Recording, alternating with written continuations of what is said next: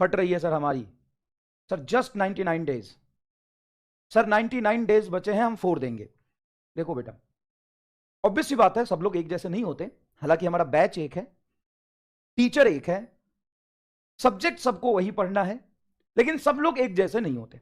कुछ लोग कह रहे हैं सर सिर्फ 99 डेज, 98 डेज बचे सर, कैसे होगा, डर लग रहा है। और कुछ लोग कह रहे हैं सर 4 देंगे, अभी तो बहुत समय है। यहीं पे ये एटीट्यूड का फर्क आ जाता है। जीतने वाले इंसान का एटीट्यूड ये होता है, जितना समय है उसमें ज्यादा चाहिए, उसमें और ज्यादा मेहनत करेंगे, 4 देंगे साहब।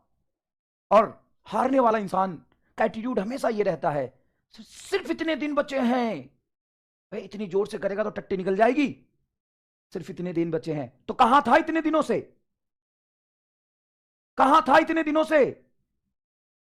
सर कोई बात नहीं, अब करेंगे तो तैयारी हो जाएगी क्या? सुनना ध्यान से, अगर तुम थोड़े भी लॉजिकल हो ना, तुम 5वीं 6ठी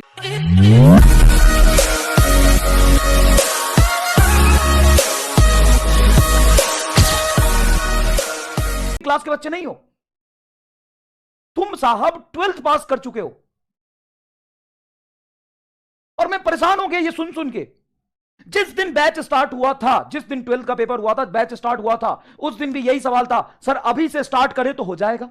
बैच के 4 महीने बाद, सर अभी से स्टार्ट करें तो हो जाएगा। 11th खत्म हो गया, सर अभी से स्टार्ट करें तो हो जाएगा। क्रैश कोर्स आया, सर अभी से स्टार्ट करें तो हो जाएगा। अब नीट का रिजल्ट, नीट का डेट आ गया, सर अभी से स्टार्ट करें तो हो जाएगा। और यकीन मानिए, अभी से 1 महीने बाद भी हजारों बच्चे ऐसे मैसेज करते हैं, सर अभी से स्टार्ट करें तो हो जाएगा। नीट के 1 महीने पहले बच्चे पूछेंगे, सर अभी से स्टार्ट करें तो हो जाएगा। हजारों वीडियो इस पेपर हैं, सर अभी से स्टार्ट करें तो हो जाएगा। अरे जीवन भर सवाल ही पूछेगा कि कब से स्टार्ट करें तो हो जाएगा। हद होती है भाई। मतलब तुम 4th क्लास के बच्चे हो, 5th क्लास के बच्चे हो, इतनी भी तुम्हें सोचने समझने की शक्ति नहीं है कि तुम किस तरह के एग्जाम की प्रिपरेशन कर रहे हो, कितने बच्चे उसमें बैठते हैं, तुम्हारी कैपेबिलिटी क्या है, तुम्हारी वीकनेस क्या है, तुम्हारा स्ट्रेंथ क्या है। तुम्हारा बस चले तो एक दिन पहले भी यही पूछोगे, सर अभी से स्टार्ट करें तो हो जाएगा। पता है सिलेक्शन कब रुकता है? पता है सिलेक्शन कब रुकता है? कब रुकता है सिलेक्शन? जिस दिन नीट का डेट आता है, जिस दिन नीट का डेट आ जाता है ना, उसी दिन सिलेक्शन रुक जाता है। और ऐसे कैसे, हम तो इंतजार कर रहे होते हैं कि कब नीट का डेट आए, हम पढ़ना शुरू करें और मास्टर से सवाल पूछे, सर अभी से स्टार्ट करें तो हो जाएगा क्या। देख भाई, बड़े बुजुर्ग ने कहा है, जब जागो तभी सवेरा। कुछ ना हो, तुम मेहनत करेगा तो जीवन में कुछ अच्छा जरूर हो जाएगा। हाँ तू अभी से स्टार्ट कर, जो साल भर से पढ़ रहा है उसको थोड़ा एडवांटेज तो मिलेगा ना बेटा। तू अभी से स्टार्ट करेगा तो तुम्हें मेहनत ज्यादा करना पड़ेगा। ऑब्वियस सी बात है, तुम 3 महीने में भी नीट फोड़ सकते हो। नीट एग्जाम में कोई रॉकेट साइंस वाली चीजें नहीं आती है। नीट एग्जाम कोई ऐसा नहीं है कि जो जो हाई मेंटल एबिलिटी, बहुत इंटेलिजेंसी, इन सब चीजों का डिमांड रखता है। वो सिर्फ डिमांड करता है तुम्हारे डेडिकेशंस का, तुम्हारे भूख कितनी है उस चीज को पाने की, तुम्हारे अंदर जिद क्या है, कितना जिद्दी हो तुम उस चीज को पाने के लिए, सिर्फ इस बात का डिमांड करता है। सिर्फ 10 मिनट मैं तुमसे बात करूंगा। देख, जैसे ही नीट का डेट आ जाता है तो 2 तरह के बच्चे होते हैं। देखो बच्चे, ये नहीं कह रहा कि इसका सिलेक्शन होगा इसका नहीं होगा। 2 तरह के बच्चे होते हैं, जिनके कुछ 500 प्लस मार्क्स आ रहे होते हैं और जिनके 300 प्लस मार्क्स आ रहे होते हैं। अब जिसके 500 प्लस मार्क्स आ रहे हैं ना, हजारों मैसेज इधर उधर जाके करते हैं, सर मेरे मार्क्स नहीं बढ़ रहे हैं, क्या करें? सर रिवीजन का प्रॉब्लम आ रहा है, सर इसका प्रॉब्लम आ रहा है, सर इस चीज का प्रॉब्लम आ रहा है, सर हो पाएगा कि नहीं हो पाएगा। देखो बेटा, मैं तुमसे सिर्फ इतना ही कहूंगा, सिर्फ और सिर्फ इतना ही कहूंगा, तुम्हारे 450 आ रहे हैं, 500 आ रहे हैं, 550 आ रहे हैं, या 520 आ रहे हैं, बैठे बैठे तो नहीं आए हैं। तुमने मेहनत किया है ना, तुमने मेहनत किया है ना, तुमने समय दिया है ना, तभी आ रहा है। सर लेकिन सिलेक्शन तो 650 पे होता है, 625 पे होता है। भाई साहब सिलेक्शन कितने पे होता है मुझे नहीं पता, या हम उसके बारे में बात नहीं कर रहे हैं, हम सिर्फ इस बारे में बात कर रहे हैं कि तुम्हारे 500 480 आ रहे हैं, 450 500 525 आ रहे हैं, क्या वो बिना पढ़े आ रहे हैं? अगर तुम में बुद्धि नहीं होता तो क्या इतने आते? अगर तुम सही जगह पे सही मेंटर से नहीं पढ़ रहे होते, सही बैच में नहीं होते, तो क्या इतने आ जाते? नहीं सर। अगर तुम में कैपेबिलिटी नहीं होती तो क्या इतने आ जाते? नहीं सर। कुछ तो है हम में, हम सही जगह पे हैं, हम मेहनत कर रहे हैं, लेकिन कहीं ना कहीं लैग हो रहा है। ठीक है, अब 10,000 बच्चे होंगे मान लो अपने बैच में जिसके इतने मार्क्स आ रहे हैं। अब 10,000 बच्चों का कोई एक कॉमन प्रॉब्लम तो नहीं है, सबका प्रॉब्लम अलग अलग है। बस अभी जिनके 500 नंबर आ रहे हैं उनमें से मेजोरिटी का सिलेक्शन बस इस बात से रुकता है कि जैसे ही नीट का डेट आया, वो इस बात से पैनिक हो जाते हैं कि अचानक से मेरे पे लोड बढ़ गया, रिवीजन कैसे करे समझ नहीं आ रहा, टेस्ट को मैनेज कैसे करे समझ नहीं आ रहा, टेस्ट देने में सिली मिस्टेक्स हो जा रहा, नंबर नहीं बढ़ रहा, 2 सब्जेक्ट स्ट्रांग है ये खराब है, इस चैप्टर में मेरा ये खराब है। बेटा अभी भी 90 से 100 डेज तुम्हारे पास है, तुम बस एक काम करो। तुमने बहुत सिस्टमैटिक तरीके से पढ़ा है, इस बात का प्रूफ है कि तुम्हारे इतने नंबर आ रहे हैं। बस तुम एक काम करो, एक पेज लो और किस वजह से तुम्हारे नंबर नहीं बढ़ रहे हैं ना उस पर लिखो। कोई तो रीजन होगा। तुम्हारा रीजन यह हो सकता है कि टेस्ट से पहले रिवीजन नहीं होता, रीजन यह हो सकता है कि क्वेश्चन प्रैक्टिस तुम उतने नहीं करते होगे, टेस्ट में नए क्वेश्चंस आ जाते होंगे। तुम्हारा वीकनेस यह हो सकता है कि तुम सिली मिस्टेक्स कर देते हो, सिली मिस्टेक कर देते हो। तुम में कितनी कमियां है ना इस बात से फर्क नहीं पड़ता, तुम अपनी काउंटलेस कमियों को लिखो, जो तुम्हें लग रहा है ना तुम लिखो। तुम में कुछ अच्छाई है तो कुछ कमी भी होगा ना। सर हमारा फिजिक्स ही खराब है सर पूरा, तो लिख मेरा फिजिक्स खराब है। अब ऐसा भी नहीं होता कि फिजिक्स पूरा खराब है, फिजिक्स में मेरे 6 चैप्टर खराब है, लिख लिख और अपने आप से ईमानदार बनो। और ये सब चीज करने के लिए ना तुम्हें किसी टीचर के पास जाने की जरूरत नहीं है, कोई यूट्यूब वीडियो देखने की जरूरत नहीं है, ना ही तुम्हें अपने दोस्तों से बात करने की जरूरत है। तुम अपनी कमी खुद समझते हो। और तुम ये क्यों नहीं मान रहे यार कि तुम बच्चे नहीं रहे? अब तुम ये क्यों नहीं मान रहे? तुम अपना आगे का स्ट्रैटेजी खुद बना सकते हो। कुछ दिन पहले ही मैंने कहा था, दूसरे की गर्लफ्रेंड, दूसरे का नोट्स और दूसरे का स्ट्रैटेजी आपके किसी काम का नहीं है, बस वो दिखने में ही अच्छा लगता है। हाँ, स्ट्रैटेजी भी जोड़ दिया। दूसरे की गर्लफ्रेंड, दूसरे की स्ट्रैटेजी और दूसरे का नोट्स आपके किसी काम का नहीं है। हाँ, और दूसरे का मोटिवेशन भी। दूसरे का नोट्स, दूसरे की स्ट्रैटेजी, दूसरे का मोटिवेशन और दूसरे की गर्लफ्रेंड आपके किसी काम का नहीं है। अगर आप किसी शहर के किसी हॉस्टल में रह रहे हैं, या फिर आप लाइब्रेरी में जाके पढ़ रहे हैं, या फिर आप कहीं ग्रुप स्टडी करते हैं अपने मोहल्ले में, तो ये प्रॉब्लम ना तो किसी टीचर से जाके शेयर करना है, ना तो होता है मान लो कोई लाइब्रेरी में हम पढ़ने जा रहे हैं, उस लाइब्रेरी के कोई नेता होते हैं, एक भैया होते हैं जिनसे सब जाके पूछते हैं कि भैया कैसा लग रहा, आप कुछ बताइए इस बार पेपर कैसा आ सकता है। अबे उसको इतना ही पता होता तो कॉलेज में नहीं होता, बेवकूफ है वो। भैया आप बताइए कि मेरा सिलेक्शन होगा कि नहीं होगा। अरे भैया को खुद ही नहीं पता, और भैया को अगर फ्यूचर पता होता। अच्छा भैया बताते भी है, तुम्हारा ये कमजोर लग रहा है, तुम यहां मेहनत करो, कंप्लीट आइसोलेशन। भैया तो छोड़, अपने मां बाप से भी रिश्ता तोड़ दे। इस 3 महीने तुम्हें कंप्लीट आइसोलेशन में जाना ही है।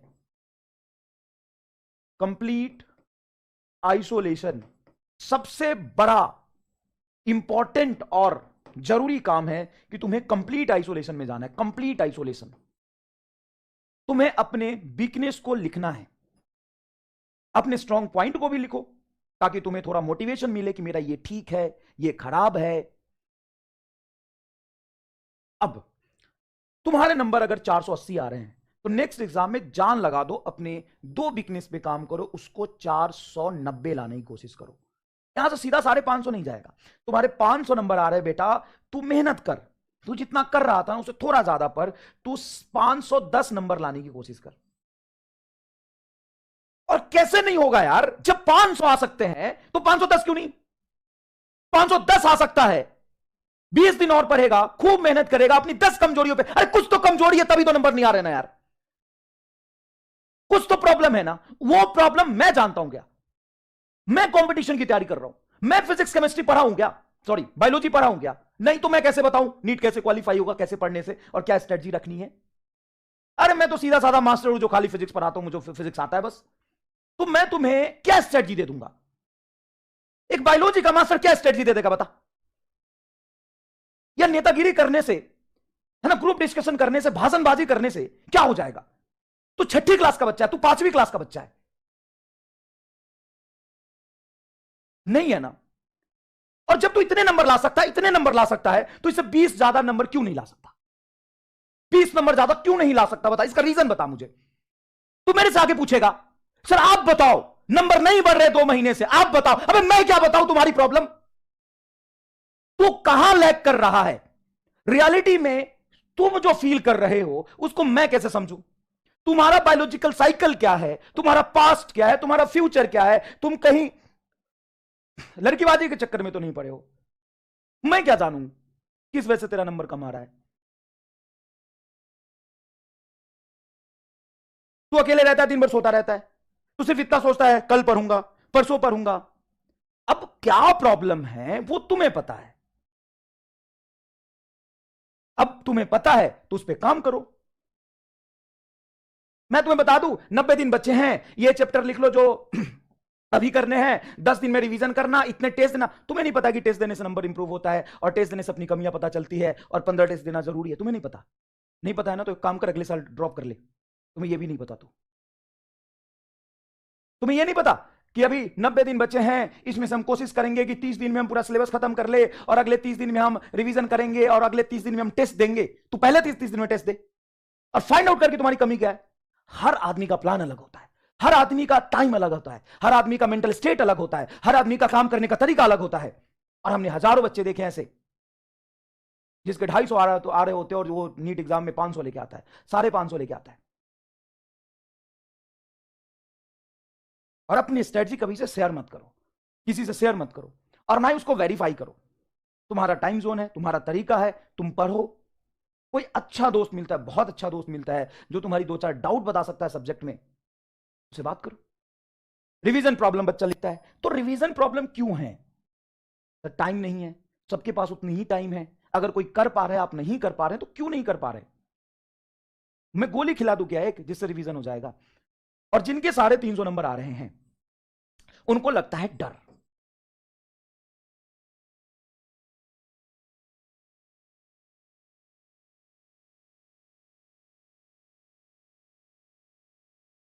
किस बात का?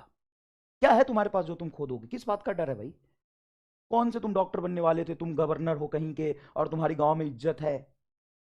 क्या है? किस बात का डर लग रहा है? कुछ है खोने के लिए तुम्हारे पास? कुछ है खोने के लिए तो बताओ।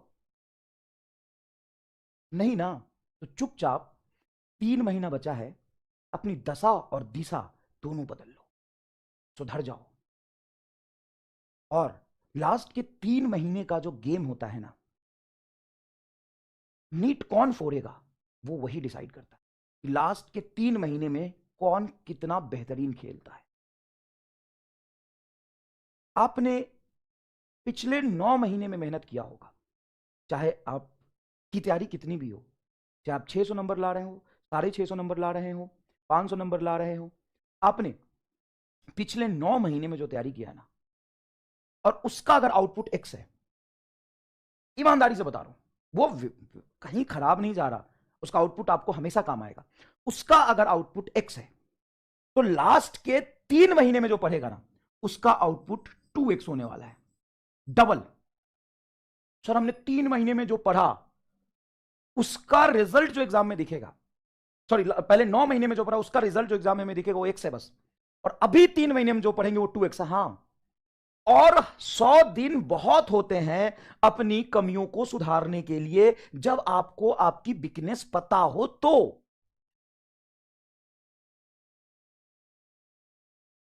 आपके पास 100 दिन है अपने ऊपर लगा काला धब्बा, डाउट, वीकनेसेस, इन सब को ठीक करने का। और याद रखिएगा, ना तो इस जमाने में तुम्हारा कोई सच्चा दोस्त है, ना ही कोई रिलेटिव है, मां बाप एक अलग केस होता है, लेकिन वो भी सक्सेस को एप्रिसिएट करते हैं, रिस्पेक्ट करते हैं।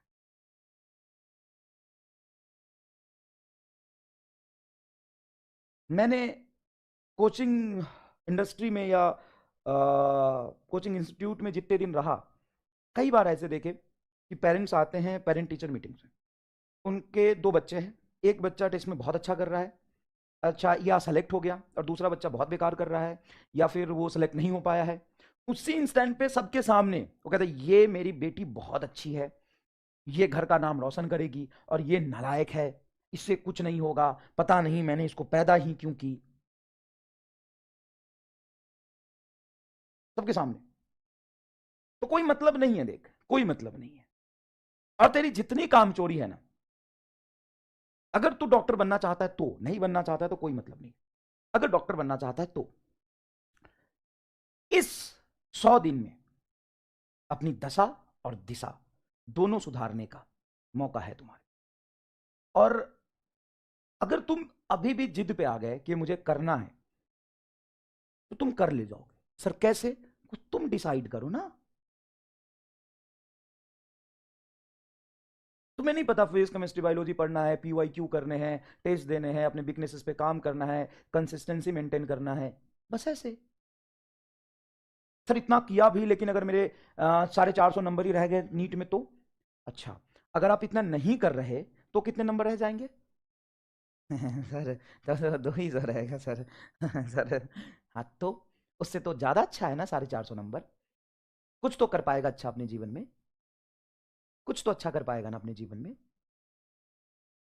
तो अगर कर रहा है तो ऐसा कर जो सबसे बेहतरीन हो, और नहीं करने का मन है तो छोड़ दे।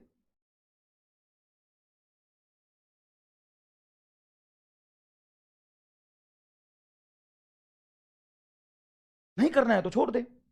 और तुम बहुत छोटे बच्चे नहीं हो, तुम्हें पता है कि एग्जाम क्वालिफाई करने का कोई शॉर्ट ट्रिक नहीं होता। एक बच्चे का कल मेरे पास मैसेज आया, सर मैंने 20 दिन पहले यकीन ज्वाइन किया है, और you know and you better understand कि सर इतना टाइम तो नहीं है, तो आप मुझे सारे एमआर स्टार लिख के दे दो। अबे भाई, मैं चीख चीख के चिल्ला चिल्ला के समझाता रह गया कि एमआर स्टार एक कंसेप्ट है, आपको संघर्ष करना पड़ेगा, आपको चीजें सिस्टमेटिक तरीके से सीखनी पड़ेगी, कोई शॉर्ट ट्रिक नहीं है। तो भी तुम नहीं मानते हो यार, तो भी तुम नहीं मानते हो।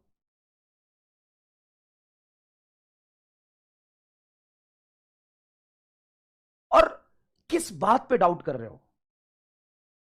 तुमसे नहीं हो पाएगा, या तुम नहीं कर पाओगे, या तुम्हारा टीचर खराब है, या तुम्हारा किस्मत खराब है? किस चीज पे डाउट कर रहे हो? तुम्हारे पास 100 दिन है, या तो डाउट करते रहो, परेशान होते रहो, फिर 1 महीने बाद आके पूछो कि सर अब से शुरू करें तो हो जाएगा, या आंख बंद करके बैठना शुरू करो, पढ़ना शुरू करो। अभी मान लो कि तुमने बस 11 12 पढ़ा हुआ है, बैच में हो, सिस्टमैटिक तरीके से चीजें करी है, तुम्हें 1000 प्रॉब्लम है, तेरे 300 नंबर आ रहे हैं, तेरा रिवीजन नहीं हो रहा, तेरा प्रैक्टिस नहीं हो रहा, टेस्ट में नंबर नहीं आ रहे, अभी भी 3 महीने समय है, बहुत सारे प्रॉब्लम है ना, सारी प्रॉब्लम को लिखो। और जो बहुत ज्यादा जरूरी है ठीक करना, उसको धीरे धीरे इंप्रूव करो। 24 घंटे समय है तुम्हारे पास, उसको इफिशिएंटली यूज करो। समझ गए? और सिर्फ और सिर्फ आप छोटे छोटे गोल लो। आपको रिवीजन नहीं हो रहा तो आप ये लिखो कि अगले 5 दिन में किसी तरीके से मुझे सिलेबस के साथ साथ ये 3 चैप्टर रिवाइज करना है। और पूरी जान लगा दो, एक एक घंटा समय निकालो, जो तुम्हारा लाइफ शेड्यूल है, जो बायोलॉजिकल साइकिल चल रहा है, उसी में से 1 घंटा ज्यादा निकालो ना यार। कहीं ना कहीं से तो टाइम निकलेगा ना। कंप्लीट आइसोलेशन में जाओ। मैं खत्म करता हूं इस बात को। कंप्लीट आइसोलेशन में जाओ, ना तो कोई घर वालों से मतलब है, ना तो कोई दोस्त से मतलब है, ना तो कहीं से मोटिवेशन चाहिए, और ना ही कहीं से स्ट्रेटजी चाहिए। क्लास का लेक्चर करो, और ये यकीन बैच है, और पूरी रिवीजन की जिम्मेदारी मैं लेता हूं। लास्ट वाले पोर्शन में तो अभी अभी हमने पढ़ा है, वो तो कर ही लोगे। और 11th में कितने अच्छे तरीके से मैंने वर्क एनर्जी पावर तक करा दिया है। 5 6 चैप्टर है, 3 महीना समय, बहुत अच्छे सिलेबस खत्म होगा, बहुत अच्छे से पूरा रिवीजन होगा। अभी क्या चाहिए तुम्हें बताओ? अब क्या चाहिए तुम्हें? बायोलॉजी तुम्हारा बहुत अच्छा चल रहा है, केमिस्ट्री तुम्हारा बहुत अच्छा चल रहा है, और क्या चाहिए तुम्हें? अगर तेरा सिलेक्शन नहीं होता है, अगर कुछ नहीं है, तो रीजन फाइंड आउट करो ना यार, उस पर काम करो। बहुत ही खूबसूरत जिंदगी, फन और कंफर्ट जोन आपको मिलेगा। अभी आग लगा दो अपने अंदर। तुम्हें नहीं पता कि कितना खूबसूरत जिंदगी तुम्हारा इंतजार कर रहा है। तुम्हें नहीं पता। तुम्हारे अंदर जितने भी डिस्ट्रैक्शन है, जितने तुम्हें फन चाहिए, जितने तुम्हें मजे करने हैं, सब कुछ मिलेगा। समझ में आया कि नहीं? सब कुछ मिलेगा। तो फटाफट अपने वीकनेसेस पे काम करो। नंबर नहीं बढ़ रहे हैं तो लिखो, उसके 50 रीजन होंगे। दो दो रीजन पे काम करो 4-4 दिन में। अभी 100 दिन है, सफिशियंट टाइम है। अच्छा, नोट्स जब रिवाइज कर रहे हो ना, तो नोट्स को कंप्लीटली रिवाइज करने की जरूरत नहीं है। पहले थ्योरी पढ़ो, थ्योरी पढ़ो और उसके 4 नोमेनिकल कर लो। सारे नोमेनिकल करने जरूरी नहीं है, और वो नोमेनिकल करो जिसमें पहली बार में आप फंस गए थे, मुझे पता है। और यकीन मानो, तुम जितने टेस्ट दोगे ना, चाहे तुम यहाँ के दो, वहाँ के दो, कहीं के दो, फुल लेंथ पेपर तो कम से कम तुम्हें 20 देना ही है। कहीं के भी टेस्ट दोगे, तुम्हें नोट्स से सवाल देखे हुए मिलेंगे। और ये अच्छी बात है, ये अच्छी बात है। देखे हुए सवाल मिल रहा है, एकदम मजा आ जाएगा। एग्जाम में देखे हुए सवाल मिल जाएंगे, बताओ कितना सुकून मिलेगा। कितनी अच्छी बात है ये। अगर तुम पूरा रिवाइज नहीं कर पा रहे हो, मतलब तुम्हें लग रहा है कि सर काइनेमेटिक्स रिवाइज करने में बहुत टाइम लगेगा, तो किसने बोला काइनेमेटिक्स के हर सवाल रिवाइज करने हैं? ऐसा भी है कि काइनेमेटिक्स से एक ही कंसेप्ट पे 4-4 सवाल है। तुम एक सवाल करो, थ्योरी पूरा करो, लेकिन थ्योरी पूरा करो, सवाल सारे प्रैक्टिस मत करो ना। अच्छा, जो सवाल बहुत ईजी है, तुमने पहली बार में कर लिया, तो उसको रिवाइज करने का कहां सेंस है? तुम तो वो चीजें रिवाइज करो जो वो क्वेश्चन रिवाइज करो जो तुमसे पहली बार में नहीं हुआ था, या वो कंसेप्ट रिवाइज करो जो पहली बार में समझने में दिक्कत आई थी, या तुमने डाउट पूछा था, और थ्योरी पूरा रिवाइज।